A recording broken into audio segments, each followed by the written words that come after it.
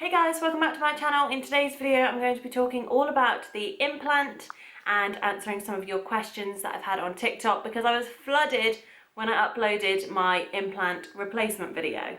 I had my implant replaced 2 days ago, so I'll be showing you what it looks like underneath this beautiful bandage. This is my second implant that I've had fitted in my arm, and it's the Nexplanon, I think that's how you say it, and it's 68 milligrams. Now, that probably means nothing to most of you because it means nothing to me really, but if I read the card here, it says that it's a progestogen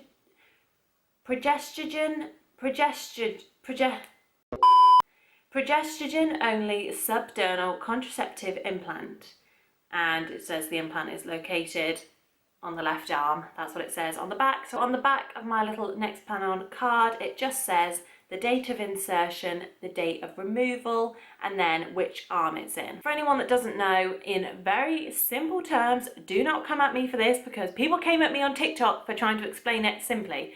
But it's basically a little rod, only an inch long, that goes in your inner arm. It can be on your left or your right arm, and it just releases hormones, chemicals into your bloodstream slowly and constantly, which means that the lining of your uterus, which is where an egg would normally stick to, can't stick because it has thinned the lining. Thinned? And so an egg can't stick to your uterus, therefore it can't be fertilized. And voila! No pregnancy. Hopefully, but there is a small percentage chance that you could still get pregnant, like there is with any contraception, because they just cannot guarantee. Now I'm going to answer some questions. The first question that I have is, do I still have periods? With the implant, it's completely random depending on the person. For me personally, for my first ever implant, for the first 6 months, I hardly bled and it was very weird. I literally didn't have a period. Then after that, it became random, like so random. Sometimes I'd have a period that was like 2 weeks long. Sometimes I'd have a period that was like 3 days long. Sometimes it'd be light, sometimes it'd be heavy. Sometimes it was crazy. It would come every 2 weeks. It would then not come for a month or two. So prepare yourself for the unknown. However, since I would say a year and a half being on it, it then became very regular. So I literally, right now, my periods go 1 month at a time, just your standard period.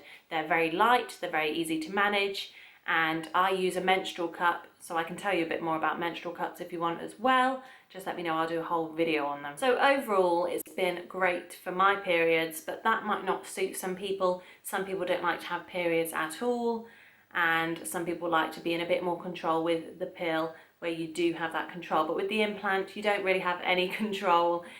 It's just depending on how your body reacts to it. Someone says, ha ha ha, people have got pregnant on it. I know that's not a question, but of course people have got pregnant on it. People have got pregnant on every single type of contraception. It's something that comes along with contraception. It's a risk, however, I think I'd much rather have a very small percentage chance of getting pregnant than just winging it, you know? Someone says, if you complete the 3 years with it in your arm, do you have to wait until you get the next one put in? No, you don't have to wait. They can literally do it at the same time. So when I had this one done, I actually had the first one taken out and then the second one put in, but in a slightly different location, and it was pretty much instant. Someone has said, have they had theirs placed wrong because they've had it placed on their arm near their armpit? No, that's actually the new placement for it. So I'll show you on this arm that I don't have. Oh well, I'll show you on this arm where I don't have an implant. So originally I had mine placed here. It went here because that was it was in between the muscles. So that went there and it was there for 3 years. Now they've actually changed the location to go under here instead. So yes, if it's near your armpit, then this is the new location for it. I'm not sure why they've changed this. It might be because it's just less in the way, might be less likely to get caught perhaps, or it might be down to muscles and tissues placement in your arm, something like that. Don't know, but either way, it doesn't make one bit of a difference for me. Somebody says, what happens if I want to have kids in the future? Implant shouldn't affect having children in the future, because once the implant is out of your body, there will not be the chemicals getting constantly supplied to your bloodstream. So this means that slowly over time your uterus will return back to normal as if you're on no contraception at all. What were my symptoms? So I don't really know what my symptoms are or were, because I always thought I was a moody bitch anyway. So potentially it could be mood swings that is a symptom for me. Other than that, I haven't really had any symptoms, only the fact that my periods have been a bit hit and miss, but now they're regular. So no other symptoms for me. Another question that has been asked is, could I give my experience on the pill as well and compare it to the implant? So the only other type of contraception that I have taken has been the pill, and I was on Regeneron. So the pill that I was on was this one here, and I was on this for about a year roughly. Overall, I was rubbish with it.